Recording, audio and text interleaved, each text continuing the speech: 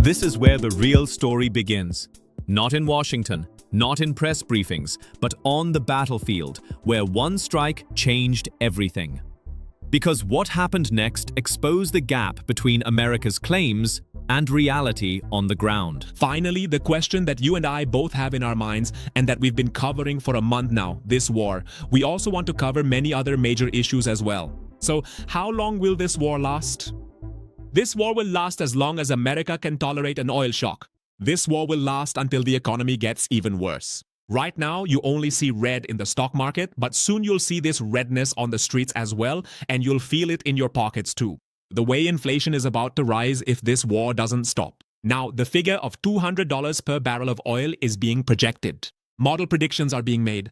Right now, oil is being discussed at between $100 and $115 per barrel. Just imagine what will happen if this war continues for another month. That's why the Trump administration keeps saying repeatedly, we'll finish our work very quickly. No one has come here to stay for months or years. This is not Iran, this is not Iraq, and it's not Afghanistan. Our strategy here is completely different. What that strategy is, don't ask me about it because perhaps even Trump doesn't know. But one thing that will not decide the outcome of this war, that will not determine the end, is lives lost. No matter how many lives are spared, at least in the Middle East, nobody cares. People around the world don't care either. America doesn't care either. 50, 60, 80,000 people have been killed. No one in Gaza was particularly affected. 20,000 children were killed, but no one in Gaza cared. Now another massacre has started in Lebanon as well. 1,000 have been killed there and no one cared.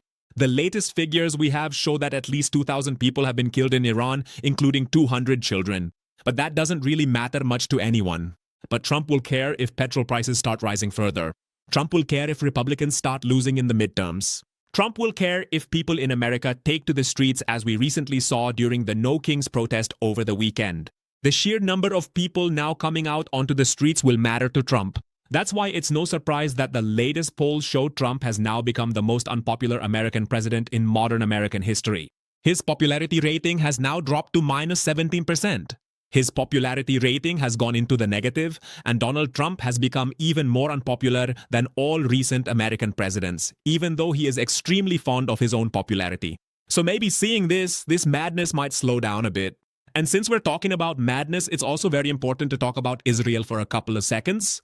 Because Israel has done what even Nazi Germany did not do.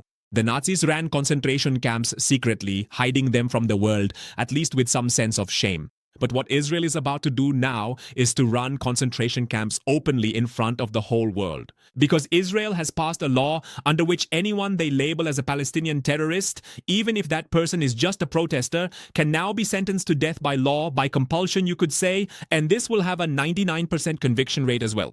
These people are celebrating in their parliament after this law has been passed, and the main architect behind it is Ben Gvir. Ben Gvir is such a hardcore, such an extremist individual that he was not even accepted into the IDF. Just think, he was not accepted into the Israeli army because he had been convicted in a terror-related case. Today, this same person convicted in a terror case in Israel is sitting in parliament and trying to pass such genocidal laws. Actually, not just trying, but has now succeeded, which will only punish Palestinians. And anyone can be labeled a terrorist. If someone even throws a stone, they're called a terrorist. If someone raises their voice, they're also called a terrorist. Even children are declared terrorists. There are 10,000 such detainees in Israel right now, and now they can perhaps be put to death while the whole world just sits and watches this spectacle. So over there in Israel, their own game is going on. In the end, the entire month of March has passed. The Strait of Hormuz is still closed. Iran can still make nuclear bombs.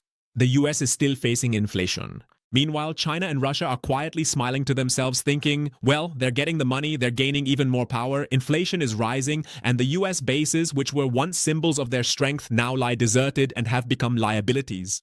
This is Trump's winning, this is Trump's game, this is Trump's circus that has been going on for a month now. The entire month of March has ended, and this man has been fooling the whole world all this time.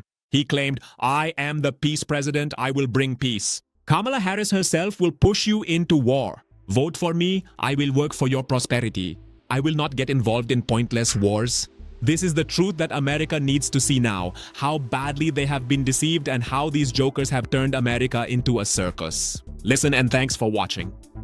I am the candidate of peace. I am peace. Under Trump, we will have no more wars, no more wars, no more wars. We will have prosperity and peace. We will have prosperity and we will have peace. Remember, I'm the president of peace.